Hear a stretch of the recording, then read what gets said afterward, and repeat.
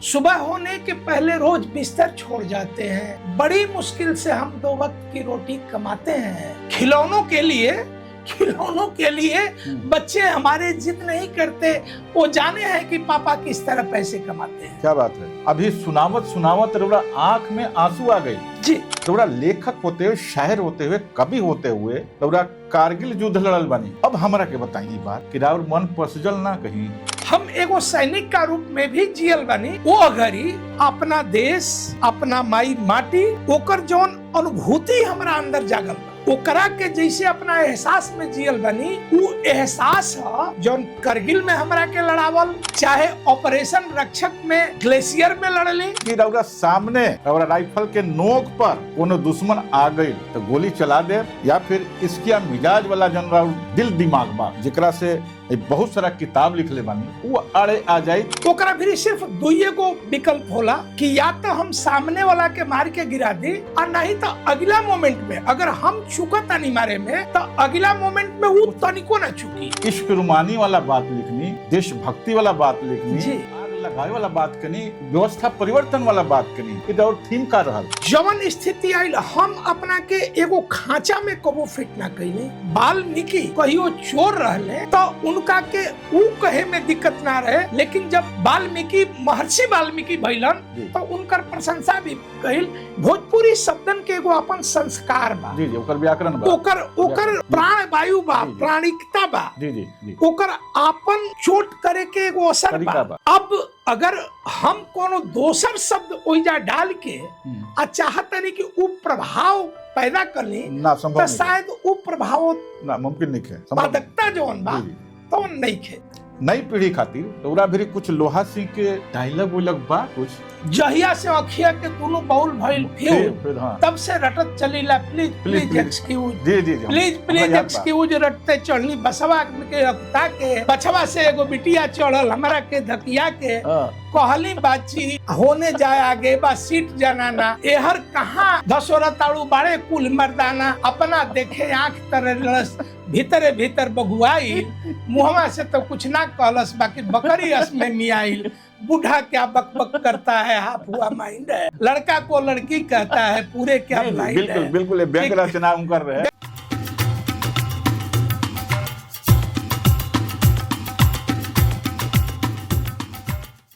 प्रणाम। सोशल संवाद से हम कृपा शंकर और हमनी का अपन जमशेदपुर के स्टूडियो में बैठल बानी जा, और हमरा सामने बानी माटी के बहुत बेजोड़ लेखक, शायर, कवि और देश में सीमा पे लड़े वाला एक योद्धा वीर जेकर नाम है शैलेंद्र पांडे शैल। पांडे जी दरअसल भोजपुरी क्षेत्र के ही, रोहतास जिला के ही, कुसही गांव के ही, लेकिन जमशेदपुर में रही ना, और यहाँ के नेशनल इंटरनेशनल शायर और कवि बानी। इनकर बहुत सारा किताब आइल बा, बहुत सारा किताब आना अभी बाकी बा। मंच पर यहाँ के आग लगा देना, पानी बरसे चाहे मत बरसे, एकर यहाँ के फिक्र ना करीना, आग लगावे के बा, आग लगावे के बा, ऐसे कि युद्ध भी लड़ल बानी।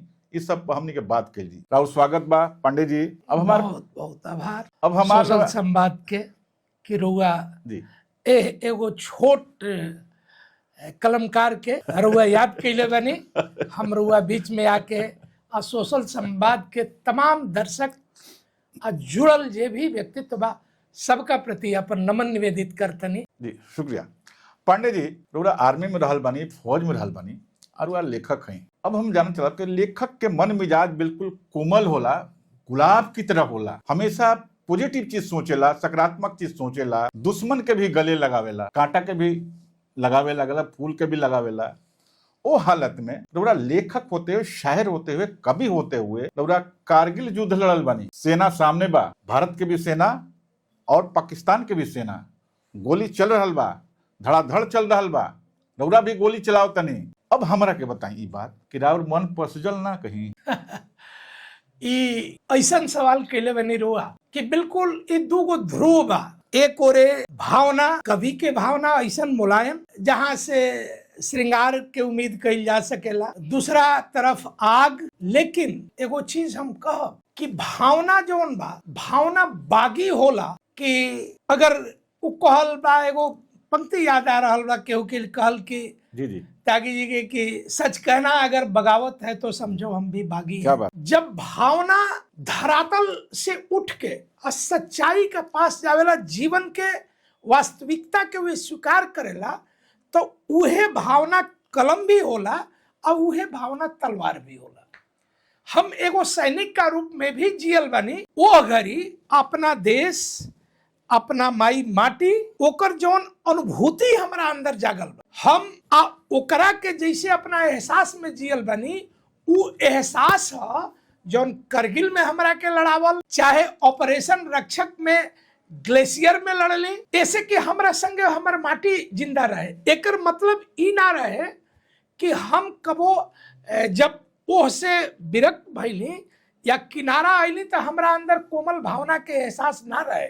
हम तनिको झूठा बनावटी बात ऐसे ना कहब कि हमरा अंदर परिवार, बीवी बच्चा या हमारा अपन निजी जिंदगी भी हमरा संगे चलत रहे, लेकिन जब सामने हमारे कर्तव्य और ड्यूटी रहे तब फिर उहे रहे हम एकदम एगो सिपाही बन के, भारत का माटी के लाल बन के अपन फर्ज के पूरा कैली। और बात हम मान गए नहीं जी, लेकिन मान ली कि रउरा सामने रउरा राइफल के नोक पर कोनो दुश्मन आ गई तो गोली चला दे, या फिर इसकिया मिजाज वाला जन दिल दिमाग बा जेकरा से बहुत सारा किताब लिखले बानी, वो अड़े आ जाई, व्यक्तिगत अंदर के बात जी, अंदर के बात। सेना में जब एगो सैनिक मुकाबला में दुश्मन का सामने खड़ा होला तो ओकरा भी सिर्फ दुइये गो विकल्प होला कि या तो हम सामने वाला के मार के गिरा दी, और नहीं तो अगला मोमेंट में अगर हम चुका तनी मारे में तो अगला मोमेंट में वो तनिको ना चुकी, क्योंकि वो लेखक नहीं थे।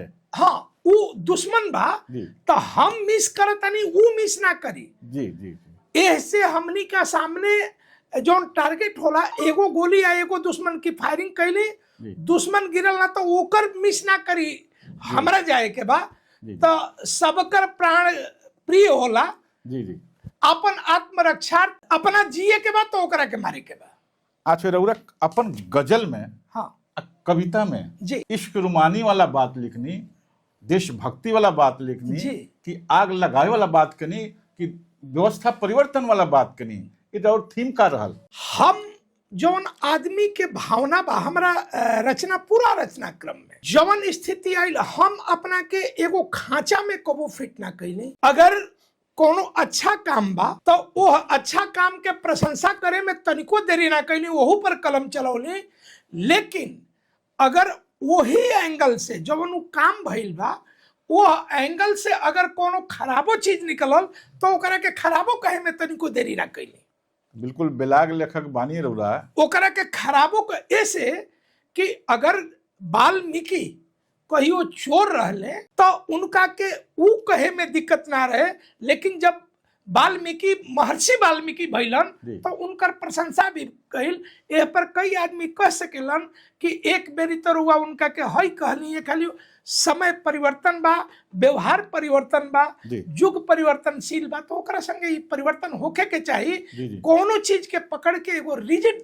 अच्छा, हमनी के भोजपुरी के बात करते नहीं जा जी, तो का लागत रोरा भोजपुरी के संस्कृति, भोजपुरी के लोक साहित्य, लोक कला मतलब बढ़ रहा बा या कहीं नीचे आ रहा बा? हम बताओ तनी कि जौन हम महसूस करतनी भोजपुरी के लेखन से लेके हमनी के भोजपुरिया माटी के जौन आपन संस्कृति बा, ओकर अगर बात करी तो एह में हमरा कहे में तनिको हिचक नहीं है कि आज जुड़ाव बढ़ रहल बा, लोग बढ़ता, लेकिन कहीं कहीं जब अतिरेक होता एकरा में तो अतिरेक पर ओहमें बनावटी पना भी महसूस होता। जैसे भोजपुरी लिखे में, भोजपुरी शब्दन के एगो अपन संस्कार बा, जी जी, ओकर व्याकरण बा, ओकर प्राण वायु बा, प्राणिकता बा, जी जी जी, ओकर आपन चोट करे के एगो असर बा। हाँ। अब अगर हम कोनो दोसर शब्द ओइजा डाल के आ चाहतनी कि उ प्रभाव पैदा कर ली तो शायद उ प्रभाव ना मुमकिन नहीं है, उत्पादकता जौन बा तो नहीं है। जी जी, ऐसे जे भी भोजपुरी में आज काम कर रहा बा, जरूरत बा हमनी के संस्कार, भोजपुरिया संस्कार, ओकरा के ओह रूप में स्वीकार कर। आ युग जौन परिवर्तन हो रहा बा, ओकरा सामने ओकरा के वही तरह परोसल ई आज के जोन मौजूदा पीढ़ी बा एकर बहुत बड़ दायित्व बा कि हमनी के जोन संस्कार बोध बा वो आगा तक जाओ। हम यही में एगो बात जोड़ल चाहब कि रउआ अपना संस्कार गीतन के ओरे नजर डाली, चाहे वो बच्चा के जन्म के समय के खिलौना होखे, चाहे ओकर सोहर के गायन होखे, इस जितना संस्कार बा ओकरा शब्दन पर ध्यान दी, ओकरा मन वो सामाजिकता से इतना जुड़ल बा, वो माटी में रसल बसल बा। आज बहुत लोग ओकरा के नइखन जानत, दूर भागतन। आज जरूरत बा कि हमनी का ओकरा के पहचानी जा और वही रूप में जी जा।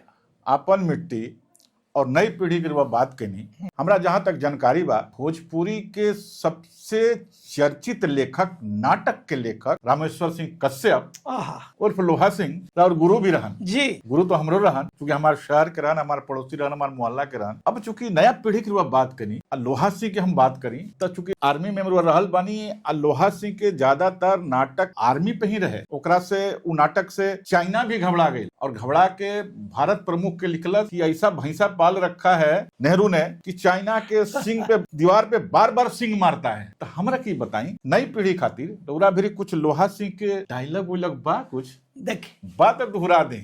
हम बताओ तन लोहा सिंह जी और रामेश्वर सिंह कश्यप हमारे गुरुदेव। हालांकि हम अभी मंच पर चलने रहले, कुछ लिखत रहले, कश्यप जी, कुंज बिहारी, कुंजन जी नोखा वाला, जी गणेश प्रसाद, गणेश दत्त किरण जी, तो रामजी सिंह मुखिया, इस सब का संगे हमारे सौभाग्य रहे कि हमरा के टाइम मिलल, मंचन पर गई नहीं। ये सब कुछ ऐसा शख्सियत रहलन। हमरा याद बा कि कुंजन दादा के टार्च बार के हम ऊ पढ़स आंख कमजोर हो गई तो एथु कैले बनी। लेकिन जहां तक गुरु जी के बात कैली है लोहा सिंह जी के, सासाराम एसपी जैन कॉलेज के जब वहाँ का प्रिंसिपल भी रहने, ओहू घड़ी वहाँ से मिलल बनी, वहाँ का जेह तरह आशीर्वाद दी रे मार के बोली, लेकिन वो रे में जैसा बहुत अधिकार रहे, कार रहे हमार मतलब आत्मा अब तक रोआ खड़ा हो रहा बा। चाइना के स्थिति जंग के चाइना हिंदुस्तान के रहे, वो घड़ी लोहा सिंह ड्रामा आ जवन ओकर शब्द जौन पात्रन के, चाहे वो बुलाकी बाबा हो खस तब खदेरन को मदर और लोहा सिंह से लेके जवन बात वहां का कहत रहली आपन ऐसन भाषा में जौन माटी तक के असर करे। आ ओकर एगो बात रुआ के हम बताओ ई वहां के देन रहे, वो माटी तक पहुंचल कि वो घड़ी सेना खातिर माटी या देहात से मदद जौन आई, लोग वॉलेंटियर हो के ओकरा खातिर छोट जकरा से सोच नहीं की सकत वो आदमी अइलन। उ लोहा सिंह जी के देन रहे, उ भाषा रहे जौन घर का कोना में अंगूठा छाप आदमी तक भी प्रभाव छोड़ल।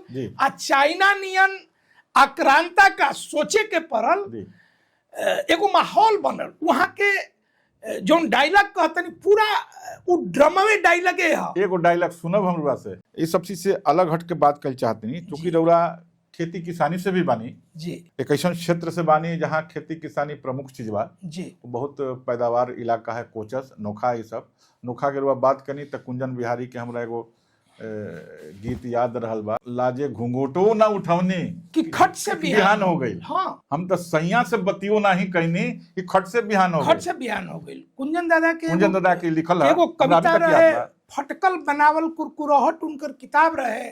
ओकरा में कुंजन दादा कहतन कि लइका लइकी वाला, हाँ लइका लइकल की ओकरा में कहतन कि जहिया से अखिया के दोनों बाउल भइल फिर तब से रटत चलीला, please please excuse, please please excuse, रटते चढ़नी बसवा के अकुता के पछवा से एगो बिटिया चढ़ल हमरा के धकिया के, कहली बाची होने जाए आगे बा सीट जनाना, एहर कहाँ धसोरा ताड़ू बाड़े कुल मर्दाना, अपना देखे आंख तरस भीतरे भीतर बगुआई, मुहवा से तो कुछ ना कहलस बाकी बकरी रस में मियाइल, बूढ़ा क्या बकबक करता है हाफ हुआ माइंड है, लड़का को लड़की कहता है पूरे क्या ब्लाइंड है। बिल्कुल बिल्कुल व्यंग रचना कर रहे, व्यंग रचना रहे, हमरा याद हिप्पी या बेल बटन के चल रहे, चलत रहे। तो अब हम खेती गृहस्थी पे बात करते रहे जी तो अब खेती गृहस्थी भी वाला मन बा जी तो जी खेती हमार जमीन जोन बा भोजपुर के जी जौन माटी बा जी और जौन ओकर खेती बा और जौन राउ रचना बा तो एकर समरता का बा एकर कैसे रुआ सोचत नहीं खेती पर और लिखन पर हम बताओ जी ये रुआ बहुत निमन सवाल के लिए बनी ऐसे कि हमार माटी हमार खेती हमारा रग रग में जौन जय जवान जय किसान कहल जाला जी अजुओ हम गांव पर चलीला जी ट्रैक्टर चलाइला हार्वेस्टर भी चलाइला सब कुछ खेती गृहस्थी में इन्वॉल्वमेंट रहेला जी जी किसान के एक एगो चीज के एगो किसान होखला के नाते हम समझतो बानी बेशक आज कृषि में विज्ञान जुड़ गईल नया नया मशीनीकरण भ गईल एथो हो गईल बहुत अच्छा खेती हो रहल बा किसान वो स्थिति में नइखे जौना के कहल जात रहे दया के पात्र वाली स्थिति लेकिन सरकारी उदासीनता से जी जी हमरा देखे एगो सवाल जरूर बा कि जैसन सरकारी उदासीनता लौकत किसान का पैदावार का तरफ अगर यह हाल रही तो शायद किसान कृषि से विमुख हो जाई वो ऐसे हो जाई विमुख कि हम रउआ के एगो छोट उदाहरण असमय के देता नहीं जी जी धान के फसल भइल बा असमय बारिश से फसल मार खैले बा आ जौन फसल भइल भी बा 30% नुकसान का बाद भी ओकरा के लेबे खातिर सरकारी रेट भले 2300 कुछ रुपया पर क्विंटल होके जी लेकिन 1800-1900 रुपया में खरीदाता कोनो सरकार का तरफ से ही व्यवस्था नइखे होत धान किसान रखले बड़न ऐसे कि ओकर लागत नइखे निकलत तो बेचत नइखे सोचता कि का करे लेकिन केहू खरीदवार नइखे और न केहू पूछता सरकारी विभाग कहीं जाई वो कहाँ से कैसे ओकरा में हो रहल बा एथो जान लेकिन ई स्पष्ट बा कि कोनो औद्योगिक क्रांति हो जाओ कुछो पैदा होई भोजन के व्यवस्था वही मिट्टी से होई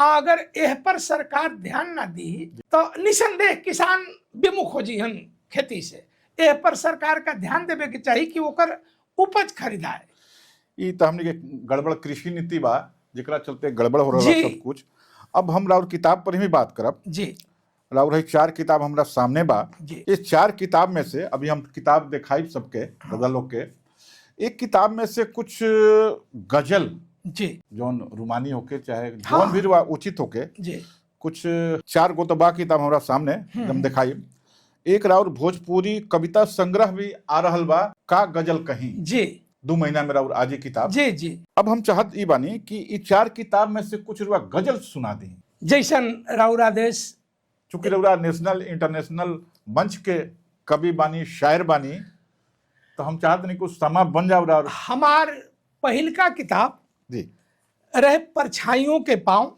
एकरा में एगो गजल बा जी। जौन कि सुबह होने के पहले रोज बिस्तर छोड़ जाते हैं हाँ, बड़ी मुश्किल से हम 2 वक्त की रोटी कमाते हैं सुबह होने के पहले रोज बिस्तर छोड़ जाते हैं बड़ी मुश्किल से हम 2 वक्त की रोटी कमाते हैं खिलौनों के लिए बच्चे हमारे जिद नहीं करते खिलौनों के लिए बच्चे हमारे जिद नहीं करते वो जाने हैं कि पापा किस तरह पैसे कमाते हैं क्या बात है क्या बात वो है जाने हैं क्या बात है कि पापा किस तरह पैसे कमाते हैं और अगर छोटा मचल जाए बड़ा उसको सिखाता है अगर छोटा मचल जाए बड़ा उसको सिखाता है अबे रहने भी दे पगले खिलौने टूट जाते हैं क्या बात है क्या बात है क्या बात है अबे रहने भी दे क्या बात पगले है क्या बात है खिलौने टूट जाते हैं शैल जी अब हमको कुछ कहने दीजिए जी कहिए ये 4 लाइनें सुनी इनकी कविता की गजलों की और आपने एक ध्यान नहीं दिया मैंने ध्यान दिया अभी सुनावत रउरा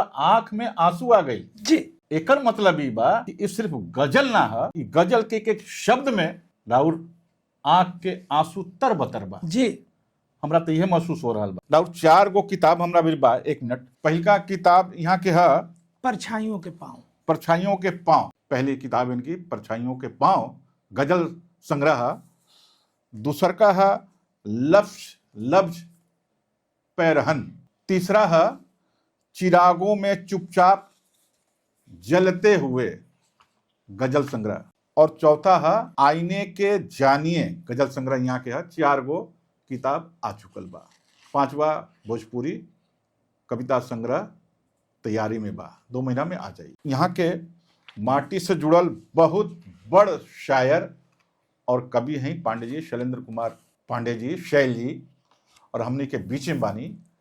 और हमनी के बहुत आज खुश बन जा कि यहाँ के सुन रहल बन जा, स्टूडियो में हमनी के बैठल बानी जा, और बहुत अच्छा लगल पांडे जी। फिर हमनी के रुआ से बात कल जी, और फिर हमनी के कविता गजल पे राउर फिर सुनल जाई जी। बहुत बहुत आभार, बहुत बहुत मुबारक रुआ के आभार। सोशल संवाद एक बार पुनः हम बहुत आभारी बानी कि रुआ हमरा के याद कैली। जे भी दर्शक वर्ग रुआ से जुड़ल बा, आज अपना भाषा में बात करत आ सब कुछ करत हमसे नहीं कहीं, जौन हमारा अंदर बा तौने बाहर बा। बहुत ज़्यादा पढ़ल लिखल हमनी का होइला जाना, बाबा रेल में कि जेल में वाला हिसाब है। एक बार फिर हुआ सबके प्रति हम आभारी बानी। जी जी, सबका के धन्यवाद ज्ञापन। धन्यवाद जी, नमस्कार। नमस्कार।